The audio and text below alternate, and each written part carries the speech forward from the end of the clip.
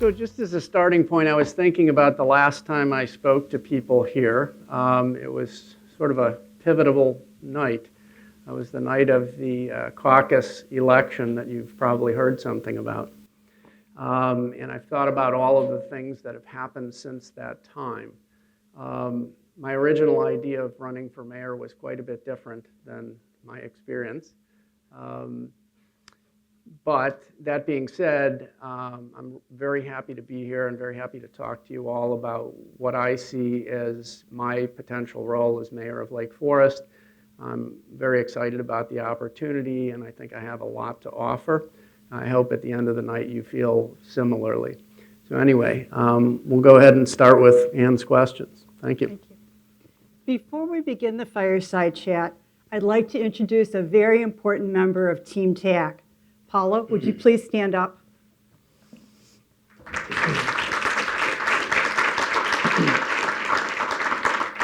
Paula Tack is a retired Lake County Circuit Court reporter who worked there for 30 years.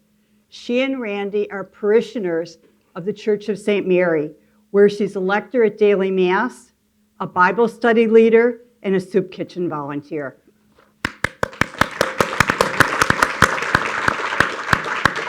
Okay, Randy, why do you want to be mayor?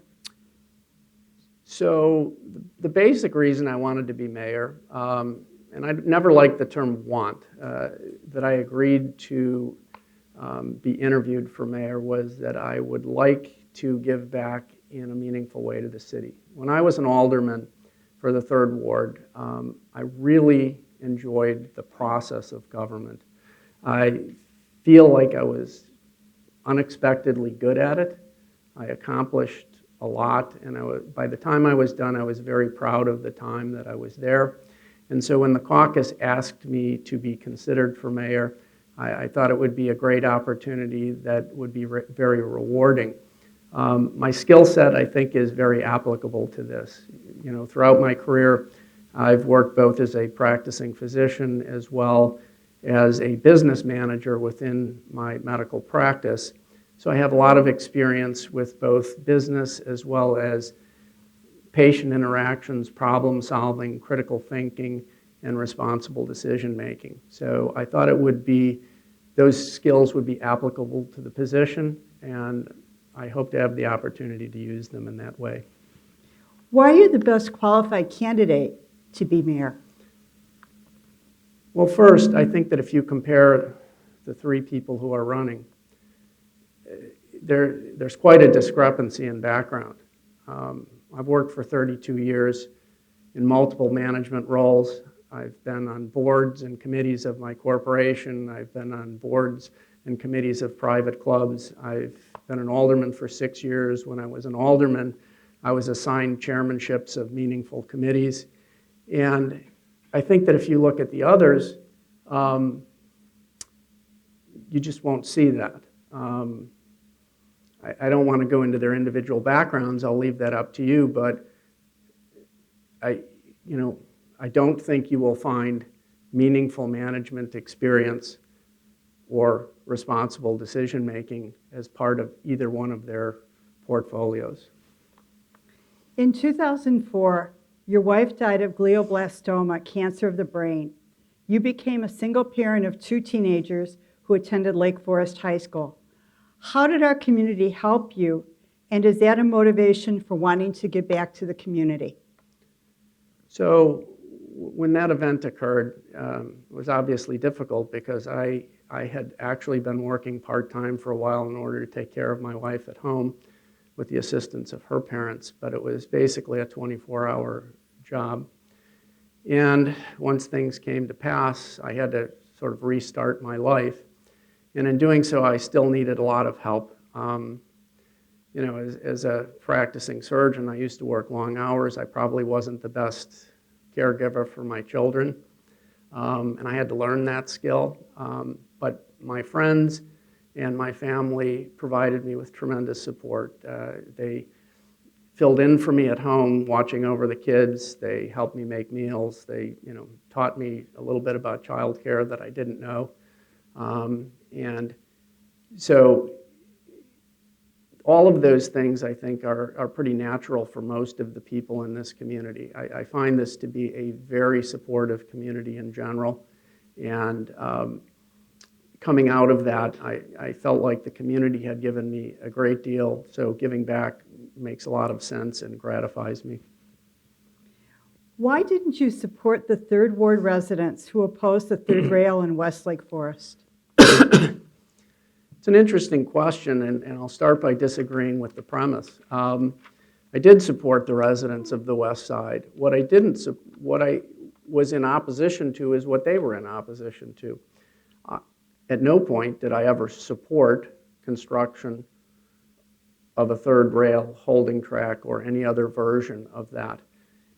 My view of the situation was that the best approach to opposing that was through working collaboratively with our state and federal representatives. And why did I come to that conclusion? Well, first, many of you know this, but rail right-of-ways are entirely controlled by the federal government.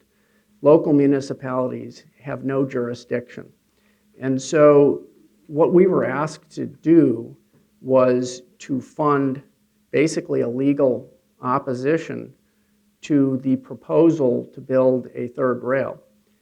And my opposition to the funding of that was simply that we had no jurisdiction, and to file legal claims that were going to simply be thrown out of court didn't make sense to me. Now, that was the argument that I made, and I spoke to residents of the West Side, particularly the Academy Woods folks, and I explained this in letters to them that I wasn't supportive of the third rail.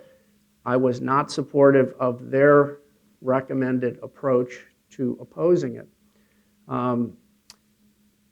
I made this argument at the City Council, and the City Council agreed with that argument, voted to support a policy of engagement. That is the policy that we've now had for the last 7 years, and is, by the way, a real success story, because we just found out recently that the Federal Rail Authority basically has declined to encourage funding of this. So the third rail, in essence, is not going to happen, and that was the outcome that we anticipated from this course of action. And so I think everybody, including the residents of the West Side who think they should be angry at me because I didn't support them, actually should be very happy today, because the city policies that I supported were in fact successful. And didn't Glenview commit $500,000 to fighting this program? Yes, I mean, that's a sidelight. So Glenview made a different choice. They chose to hire consultants and lawyers to file legal actions and try to pressure the railroads into doing something that they didn't want to do. And my understanding is that to date they have spent approximately $500,000, but the positive outcome didn't come from that. The positive outcome came from engaging our federal representatives, which was the course that the City Council wisely chose to pursue in 2017. Randy, can you tell me how you saved the residents in your ward $800,000? So the number is an estimate, okay? Just if somebody wants to nitpick it. I don't know what the actual number is, but the situation was simply this.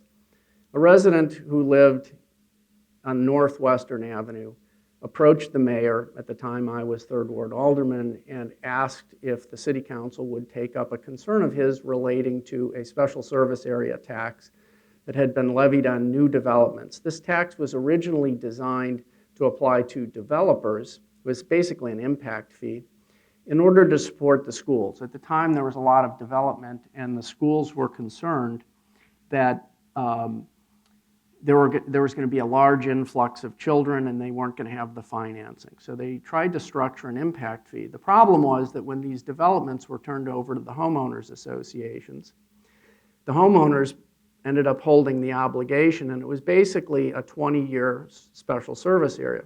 Per unit, it ranged from $400 to $600 for 20 years. So there were about 110 households that were affected by this. The resident who came to me asked me if I would pick up this challenge, because at the time the mayor didn't really want to address it. So I went and spoke with him. He was a lawyer. He knew the situation very well. He showed me the state statutes relative to special service areas. He showed me the local ordinance and explained to me why he thought this was both unfair and illegal. And one of his points was that at least in his community, which was Regents Row, he'd been there for 10 years paying this SSA tax, and yet there hadn't been a single child in his development that went to the school. So he was paying a special service tax for the burden of his children on the schools, and nobody had any. And it turns out that most of these developments were similar. These were developments for empty nesters. So all these people were paying a special burden tax for a burden that didn't exist. So on the fairness side of things, it seemed pretty obvious that he had a point. And legally, he also had a point because the statute requires that the city who applies this SSA be able to demonstrate the special burden. And quite honestly, we couldn't.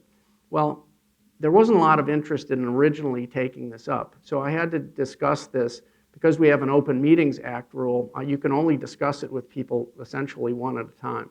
So I had to recruit individual aldermen to gradually come together and support putting this discussion on the agenda at City Council. When I finally got 5 people to vote for it, we put it on the City Council agenda, and after discussing it at Council, the Council chose to terminate this. Well, there were approximately 10 years left on this special service area, so the math comes out at about $800,000 saved to those taxpayers.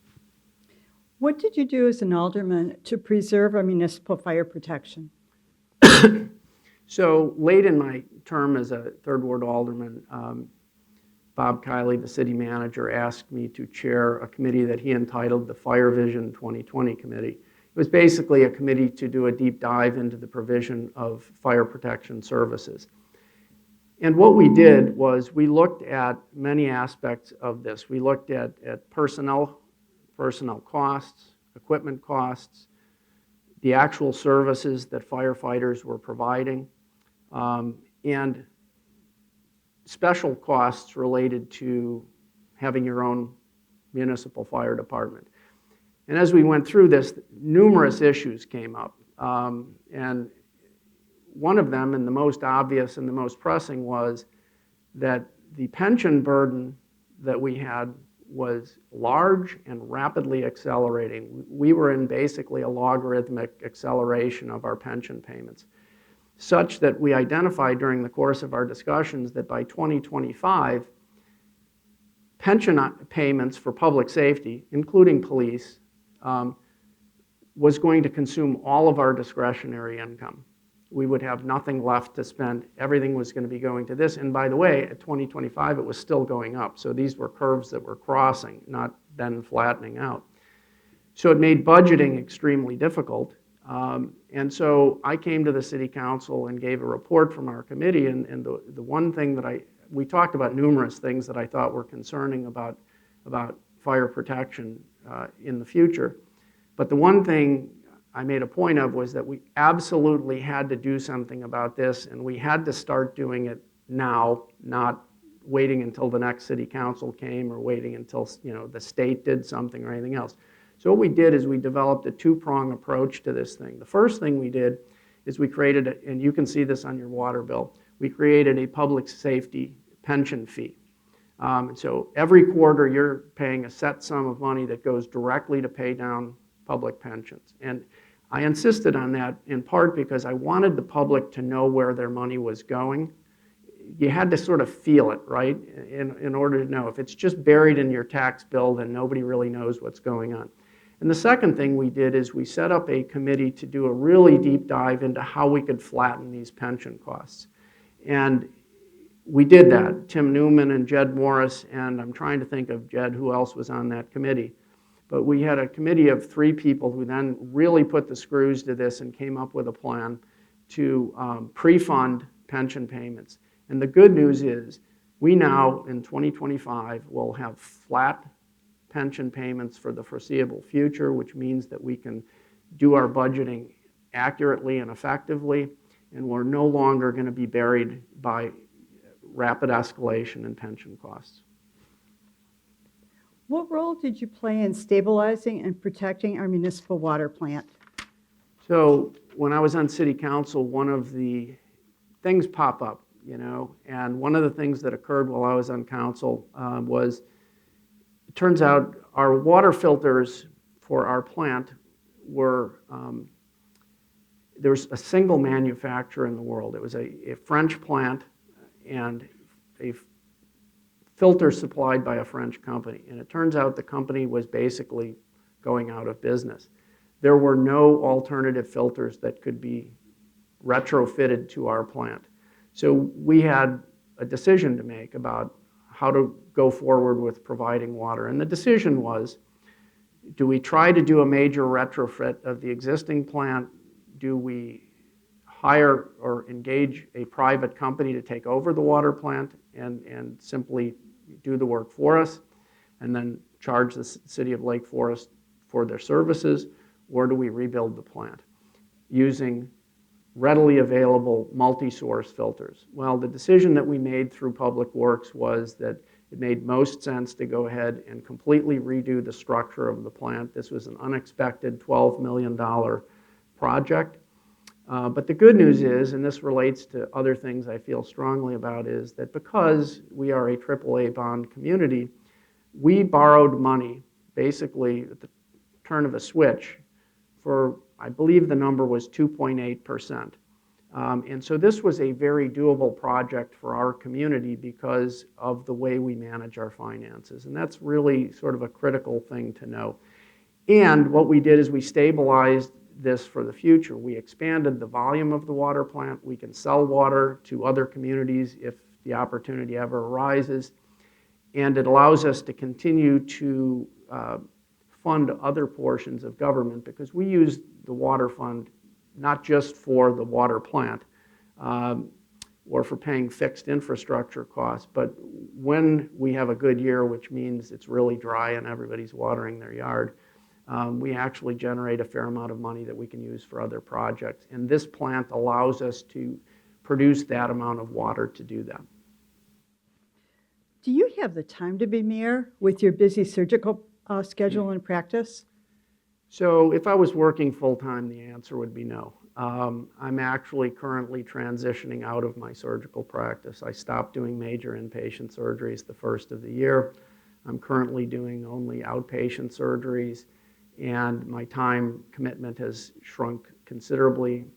July 1st, I plan on discontinuing doing surgery entirely. I'll be 65 at the time, and you have to stop at some point, and nobody wants a surgeon who stayed past his time. Do you have any personal or financial relationships with developers doing business in the city of Lake Forest? No, this is one of my favorite topics because I've been accused of, being an insider, doing backroom deals with developers and being interested in uncontrolled development. I don't personally actually know any developers, and if I do, I don't know that they're developers. I have no financial relationships with developers, and I have no interest in uncontrolled development. I'm very committed to balancing, preservation, maintaining the character of the city while modernizing our infrastructure and our local businesses. What was your position on the McKinley Road Block the Box project? My position, I was laying on the couch at the time. I was not in city government. I had nothing to do with any of the McKinley Road projects. I was on council for one aspect of that, and that was when the original public sale of land was approved. Beyond that, I had nothing whatsoever to do with any aspect of those projects, and so I don't feel like anybody benefits from me weighing in on that, critiquing them or otherwise, because I was not a part of that. I don't know the fact set on which decisions were made, and I don't think it's fair to anybody if I say whether I like it or dislike it. It just doesn't help. What about the Kelmstott project on Laurel Avenue? So Kelms got started when I was on city council, and I was actually on Property and Public Lands Committee, which was the committee where development of any land that the city owns begins.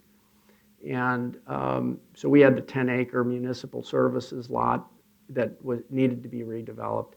So I was there from the initial request for proposals. We went through all the demographic research to determine what types of community should be built there. And I was essentially on council and part of the decision-making for the entire project. An interesting sidelight of that is whether you like that project the way it turned out or don't. There was a large section of my ward that was very unhappy about the proposal in many respects, but particularly the mass of it and architecture and some other things. When it came time for the final vote on approval for that project, I was actually the only one who voted against it. So my reason for voting against it wasn't that I didn't think it was serving a need, because we did demographic research that clearly showed that a project of that type was very appropriate and very desired by our community. But I voted as a representative of a large portion of my ward who was very opposed to it. What is your view on historical preservation in Lake Forest vis-a-vis development? They're not mutually exclusive things. Lake Forest is a very interesting community. We have a lot of very interesting architecture, and when people who aren't sort of architecture buffs, think about it, of course, they always think about the Central Business District and Market Square. But a lot of times they don't see beyond Market Square. There's a lot of development and redevelopment that is going to have to happen in our Central Business District.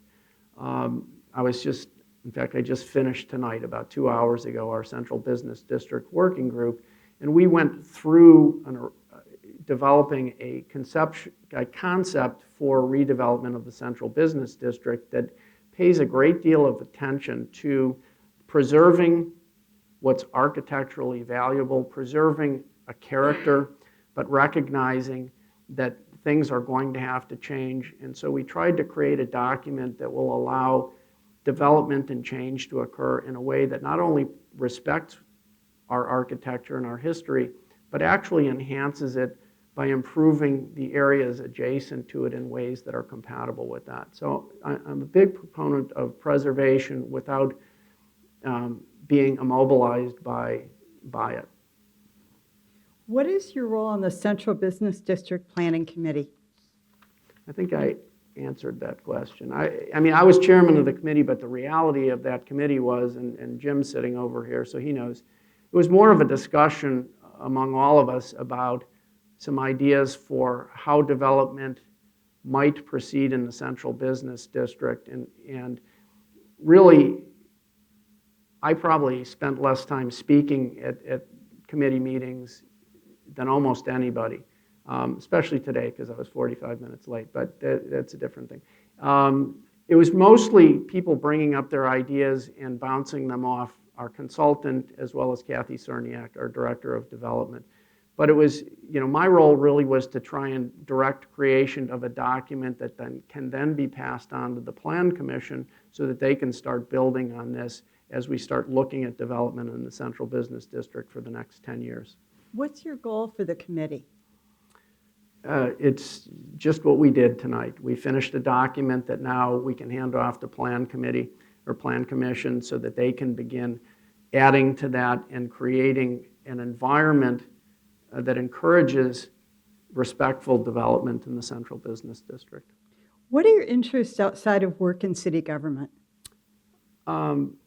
Just personally, I've been a tennis player. I don't play much anymore. I had my hip replaced, and that sort of put a dent in that for a while. I play paddle tennis. I'm trying to learn golf, but I'll be honest, it's not going well. And I love skiing. We have a home in Taos, New Mexico that we go and ski. In fact, I just got to spend a week skiing with my granddaughters for the first time, so that was really fun.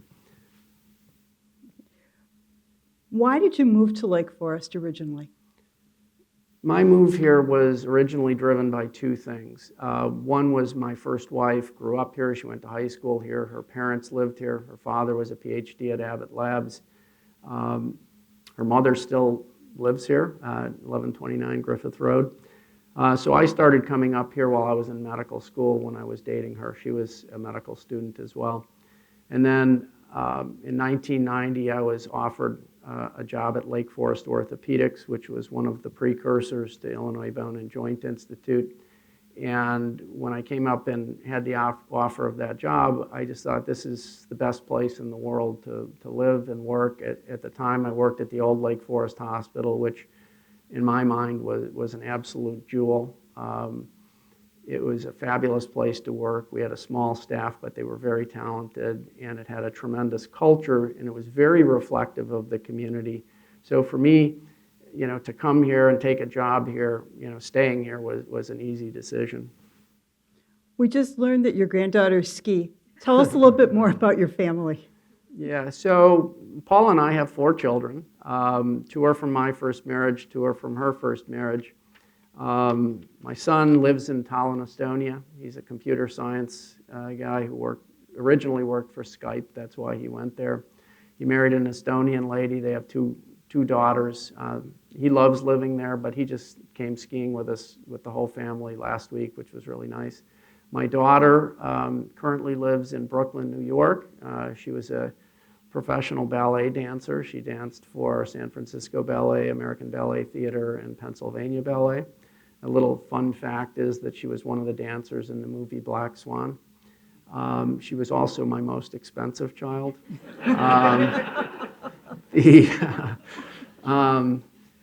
Paula's oldest, Paul, is just moving to Atlanta. He's been living in Lake Forest. He works in project development. He used to build Topgolf, if you're familiar with that. And he has a master's degree in business and architecture. And then our youngest is Ben, who's going to have a child in April. We're very excited about that. And he is an industrial engineer, trained at Purdue, and lives in Annapolis, Maryland. Your opponent says that you don't listen and that you're not collaborative. What's your response? Well, I think that if you look at what I've done for my entire life, it's hard to make the argument that I don't listen to people. Most of my work is actually listening to people. If I am in the office, I'll see 40 people in a day, and every visit starts with me sitting down and asking people to tell me what their problem that they would like me to help them with is. And as we say in medicine, 90% of coming to a correct diagnosis is history, which means listening. And so I've been doing this for 32 years. I've had over 400,000 patient encounters. I've served on boards. I was the president of the Lake Forest Club. I had to listen to a lot of people there. If you've ever done that, that's an interesting job. I was the managing partner in my practice, so I had to listen to my partners and try to resolve, conflicts between us. And anybody who's worked in a law firm or an accounting firm or a medical practice knows that dealing with partners is pretty challenging. So I think it's just an accusation that it's.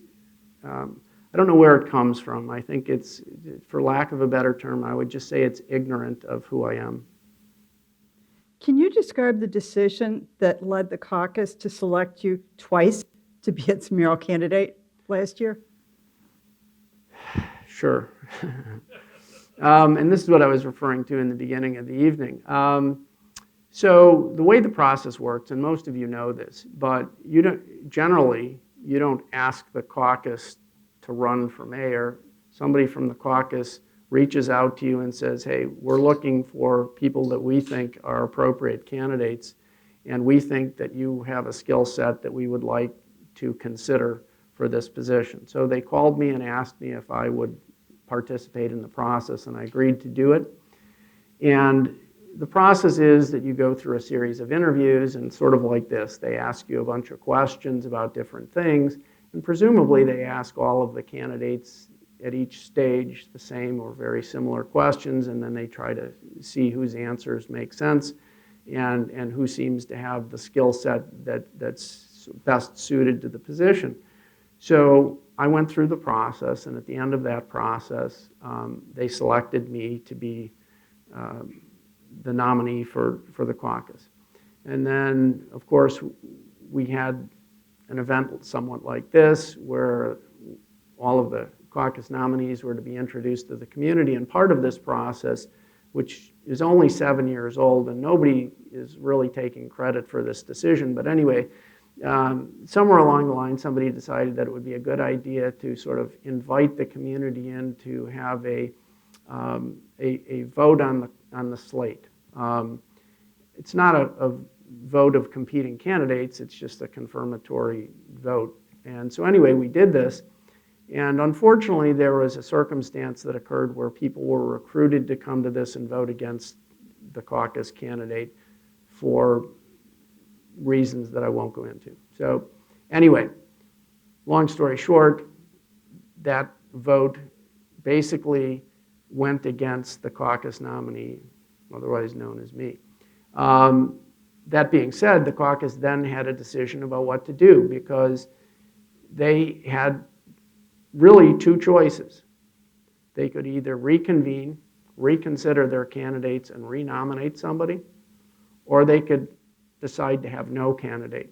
Their bylaws don't allow them to give it to somebody else just because one person theoretically got rejected. So what happened was the caucus re-engaged, they reconsidered the candidates, they re-voted, and on their second vote, I won by substantially more votes than I did the first time. So that is how I became the official nominee for mayor that you see sitting here. Last question. What skills are you bringing to the job? I've made reference to this before. The skill set is very simple. It's critical thinking, problem solving, and responsible decision making. All of those are very applicable to everything that the mayor does. They're also, by the way, very applicable to what aldermen do. Good aldermen do all of those things well. So beyond that, I think I bring a great deal of private and public experience and accomplishments to the table. And I think that if you compare that to the other people who are running, I think you'll come to the conclusion that it's not really comparable. Thank you. Thank you.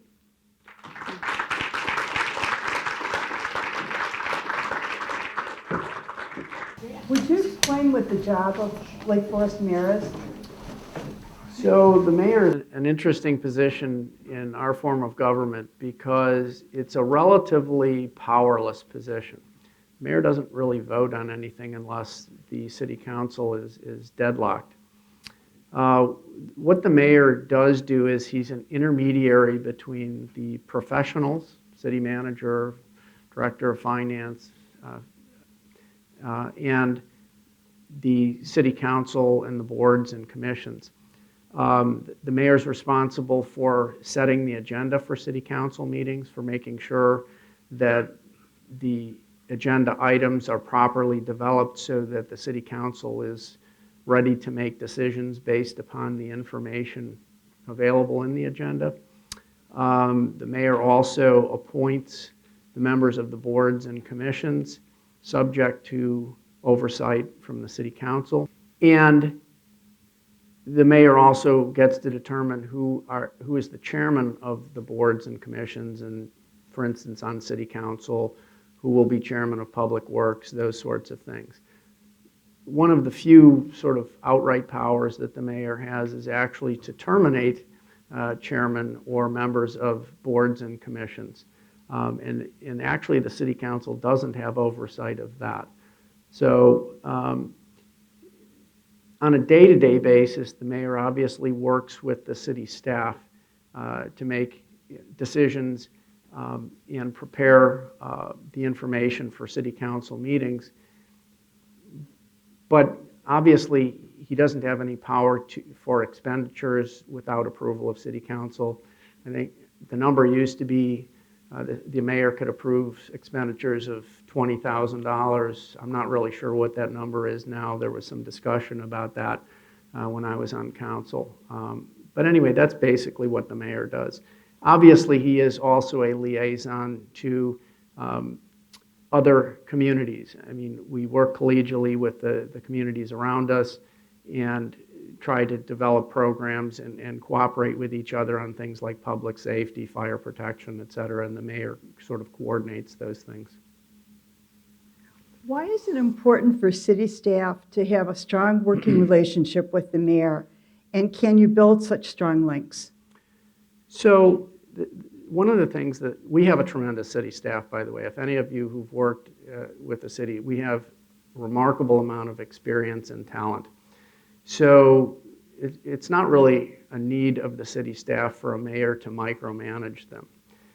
What the city staff needs the mayor to help them with is focus on where their energy should be spent, on how to prepare agenda items for city council.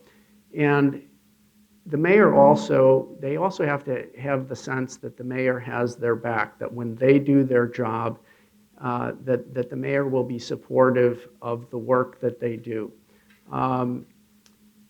It's very difficult when the city staff begins to feel that they don't have that support either from the alderman or particularly from the mayor. It makes them reluctant to do their work at the highest level. In the first 6 months after you start as mayor of Lake Forest, what are the 2 or 3 issues that will keep you up at night?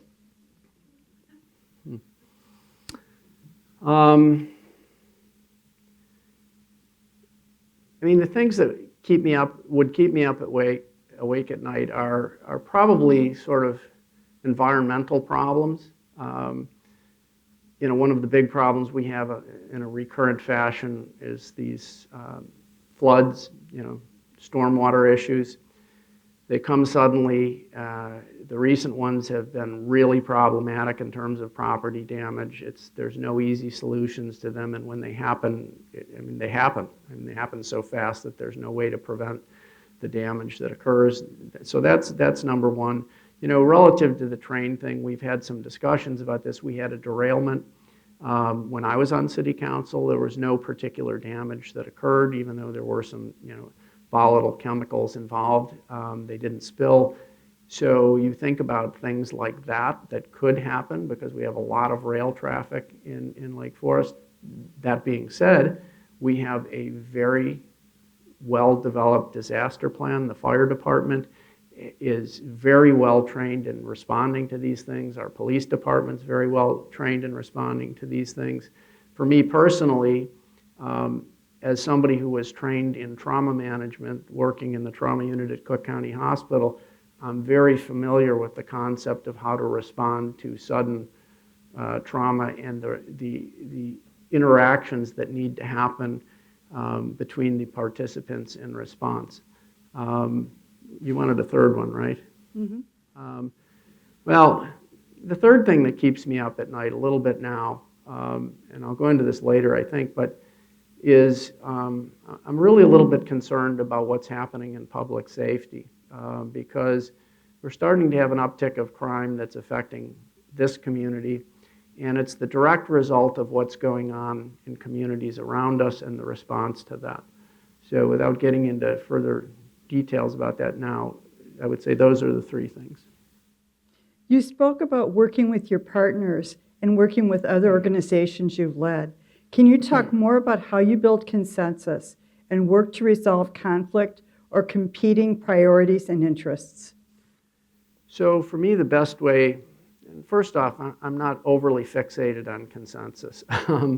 Everybody doesn't have to agree to anything. I'm a big believer that argument is important. And when I use the term argument, I'm not talking about hostility. I'm talking about the legal version of argument where you put competing sets of facts together, okay? So to me, that's how you gain consensus, is by creating a fact set that everybody can understand that leads to a logical conclusion. it's not about force of personality or anything else. It's about creating meaningful fact sets that lead to a conclusion. How will you approach making assignments to committees and commissions, and how does your past experience qualify you for this task? Well, this is an area where, quite honestly, it's undoable without an effective caucus. We have so many volunteer positions in the city and so many varied roles of committees. You know, if you think about it, we have an audit committee, we have building review board, we have plan commission, we have cemetery commission, I mean, all of these different things that require different skill sets, and without a functioning caucus to recruit people and to vet them, there is no way that a mayor could do this effectively. And by the way, I view this as being one of the biggest arguments for continuing to make sure that our city government remains nonpartisan, because once you start to get into partisan government, then the people who get on boards and committees are put there for reasons that aren't the best reasons. And you will no longer have people volunteering to be part of boards and committees. You will have political people doing it. And I don't think that's what we want. And the caucus doesn't work that way. The caucus seeks out people from, all stretches of the community, looking for varied skill sets. And so what I'm going to do is work very closely with the caucus people to find the best candidates that fit in roles that have some experience that relates to those positions that we're seeking. And then as far as selecting chairman, you just try to select the strongest person that you have on that board to be the chairman. This question actually dovetails into the last one. Why do you think the Lake Forest caucus system has been so important for the city? Well, plain and simple, you can't have volunteer government without it. I don't know how that would even remotely work. It's, again, you have to be able to reach out into the community and recruit and vet and develop candidates. If you don't have a caucus, how do we do that? I don't see that you could then find enough volunteers to fill city government, and the volunteers you might find, you would have no way of knowing whether they really had the skill set that was applicable. So this is, again, goes back to this issue of why it's so important to prevent the breakdown of our nonpartisan form of government, because if this starts to be a Democrat-Republican thing and people can't talk to each other anymore, the caucus will fall apart and we'll no longer be able to do this, and we'll have to change our form of government. And I happen to believe that Lake Forest has the best, most effective municipal government in the state of Illinois, and it's because of the caucus and the way the caucus works with city government.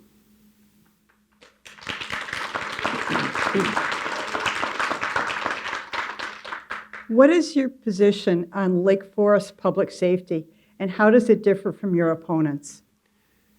So I'm simply going to say that I am, as a mayor, I will be a vocal and overt supporter of our police department and public safety. I'm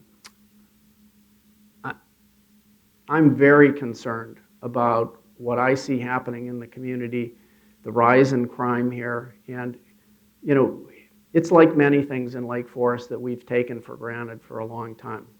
Lake Forest city government, most people don't vote because it runs so efficiently, people feel like they don't have to pay any attention to it until things happen.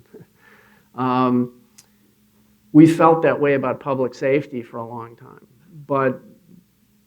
and although we're still a very safe community, we have a lot of issues here. We have a lot of car theft, home break-ins, and most of the crime is coming from outside of Lake Forest. These aren't Lake Foresters. These aren't kids, egging houses and stuff. This is, these are young people typically, frequently gang associated, coming up on the train from the city, breaking into homes, stealing cars.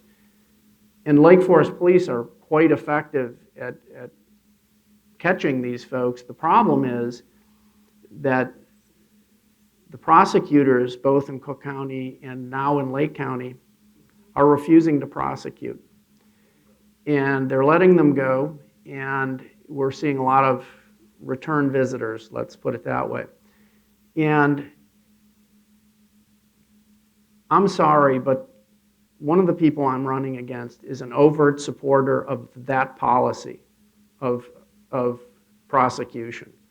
And I am not, and as a mayor, that is one area where I will simply say the city of Lake Forest does not support catch and release of people.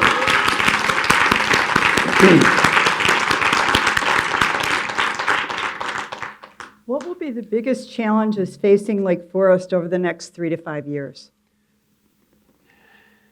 I think that the biggest, most obvious challenge is one that a lot of people are concerned about is development, because I do think that when you look at some of our infrastructure, particularly in the central business district, there is going to be development. We have a fair number of obsolete properties. Many of them are not architecturally significant and are probably going to turn over. We have many properties that are architecturally significant, but the function of the businesses that occupy them has changed significantly. Just as an easy example is look at the Northern Trust building. It's less than 25% occupied now. Their business has changed completely. At some point, it would be reasonable to assume that that property is going to turn over, and then what will we do with this? And this requires a lot of creativity on the part of the city boards and commissions, because developers will come in and make proposals, and we are going to have to vet those proposals and see how they interact with our view of the way we want our community to look going forward. And this is one of the things we talked about a lot on this CBD working group, is how we set a platform for starting to think about that redevelopment, because it also affects what the city does. It will affect reconstruction of streets and sewers, and it will probably affect what we do about parking and other things. So I actually think, you know, that is the most pressing issue going forward. That being said, despite what you hear, the mayor has relatively little to do with that. The proposals come through the boards and the commissions, and the mayor basically is left to support what the city council either does or doesn't do. So whether he likes it or not, whether he would have voted a different way, it doesn't matter. If the council decides to do X, mayor's job is to support and make sure that X happens. Doesn't mean he can't, you know, express an opinion on it, but when you can't vote, your opinions aren't worth a whole lot. How can we keep downtown Lake Forest vibrant without sacrificing its historical character? Yeah, I mean, that's something that I think is not mutually exclusive at all. In fact, I think that by retaining and enhancing the character and expanding it to, you know, what I'll call, you know, the inner ring that surrounds Market Square, I think that will attract business development. I think it will attract new restaurants. I think and the vibrancy will come from the redevelopment that enhances our architecture and our history. I think the way to sort of lose that would be by not doing thoughtful development and giving up what is clearly an attraction to this city. What plans exist to expand parking downtown, including expansion of parking lots? And the second question is, what type of parking expansion would you support in the future? Well, this is a little bit of a third rail. That's the next question. I'm sure.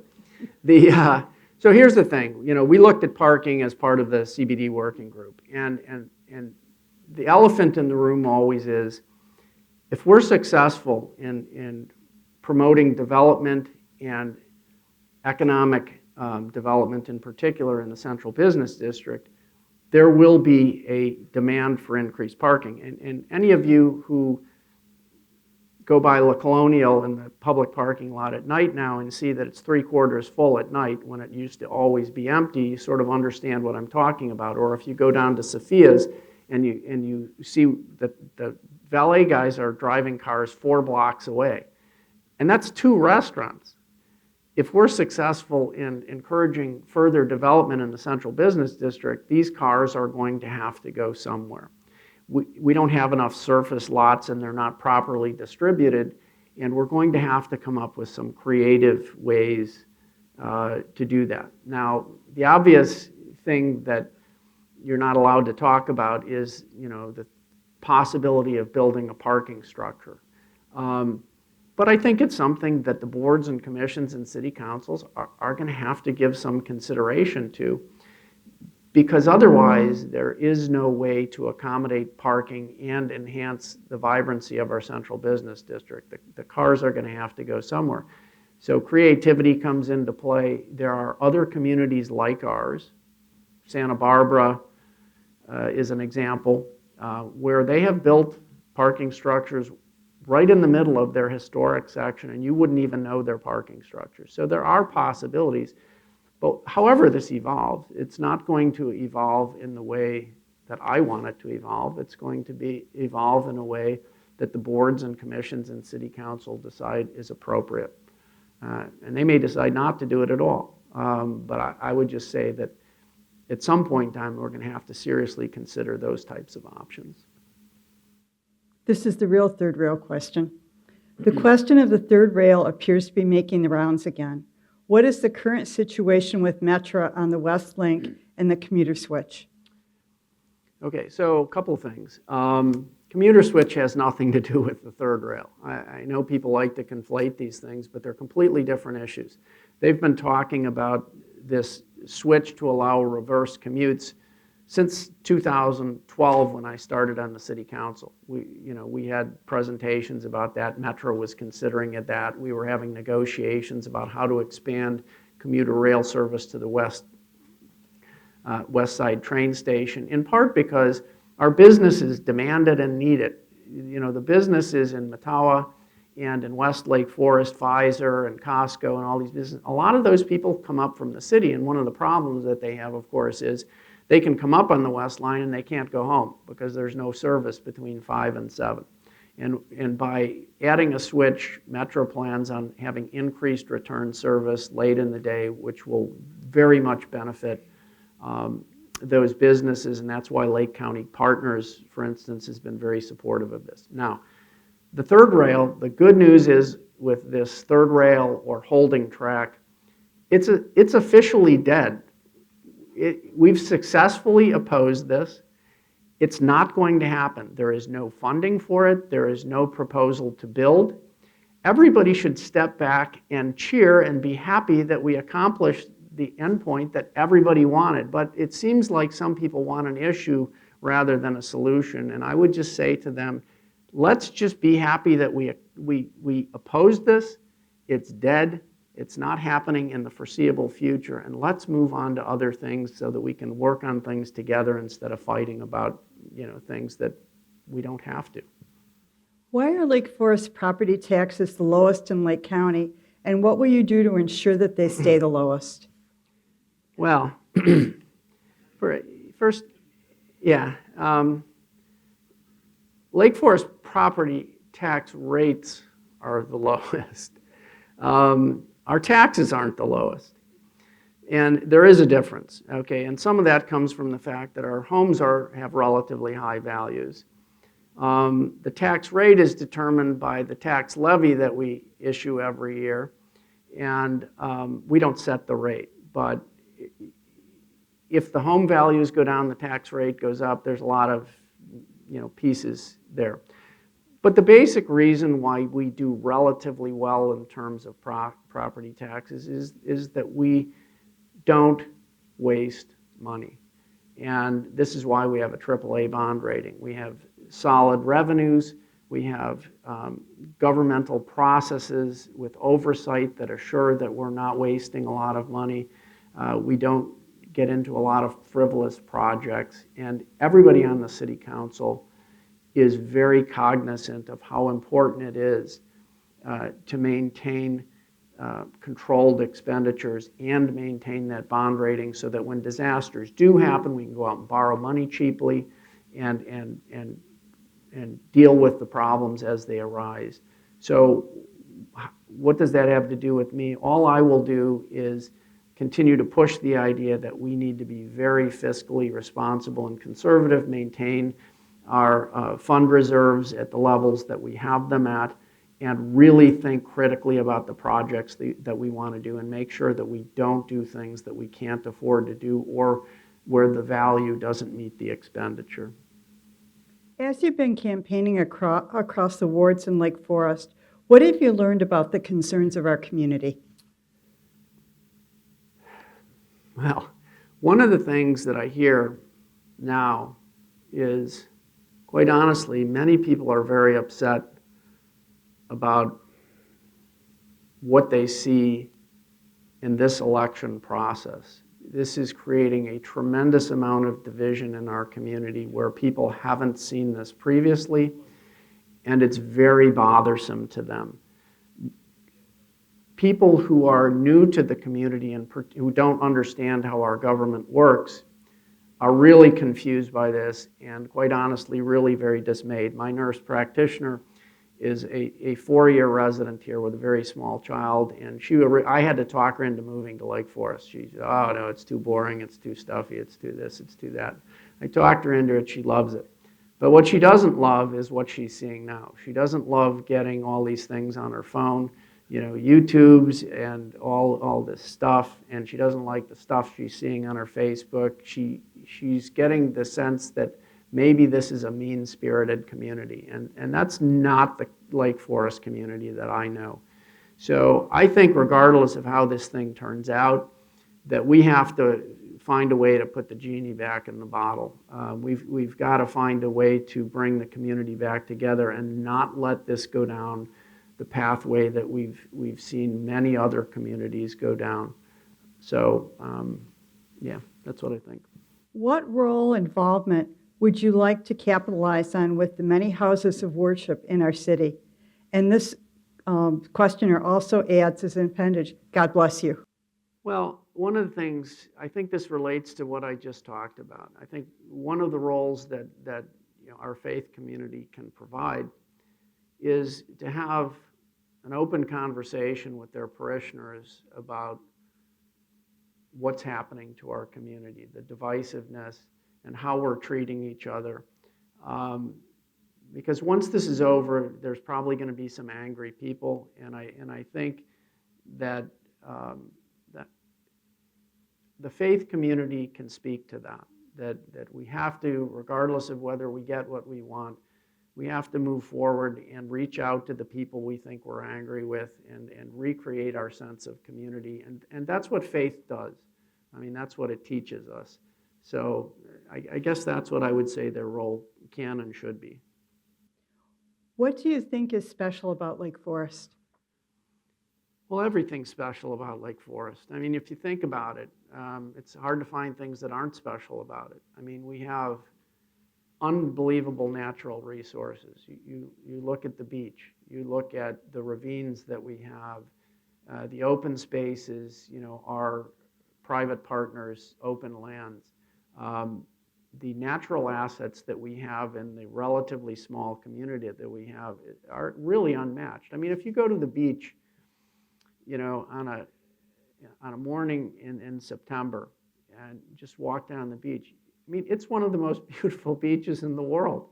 It really is, and I've been to a lot of beaches around the world, and I'm not really a beach guy, but I got to tell you that's a spectacular thing, and I think it's tremendously underutilized, by the way. I would love to create some opportunities to do some more things at the beach and make it a more vibrant place because it's just spectacular.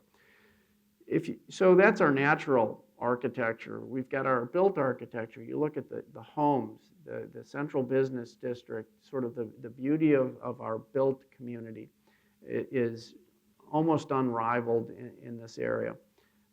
I would say, we have terrific schools. Can they be better? Sure, they can always be better, but my kids were raised here, went to school here. They all did very well. I think we have a lot to be proud of there. And then the other thing is, I think you should be very proud of your city government.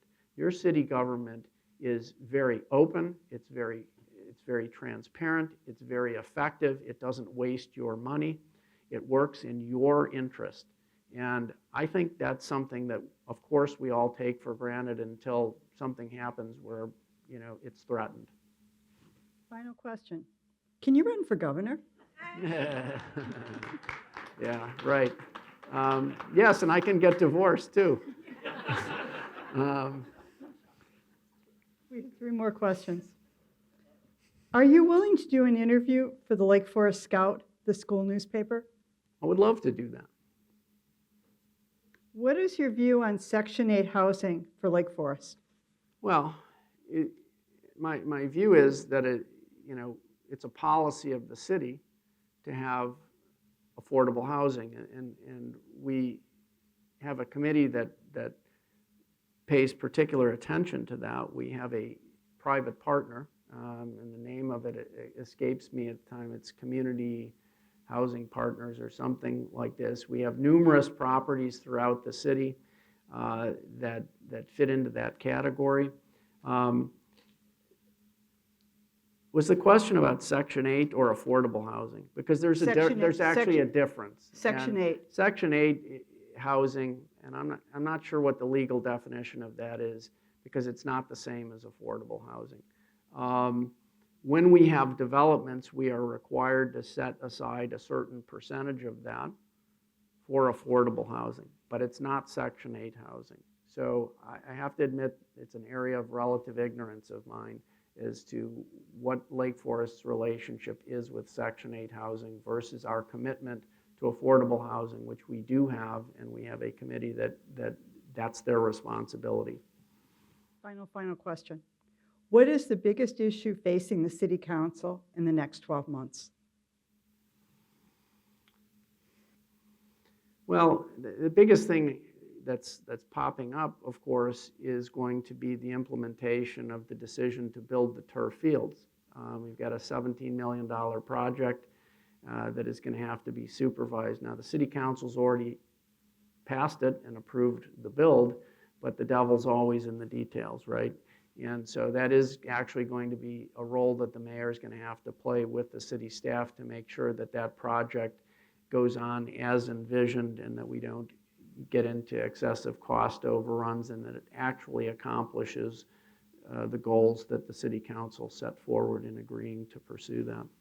Last question. That was the last question? Yes, it was. So thank you again, Ann Trace and Dr. Tack.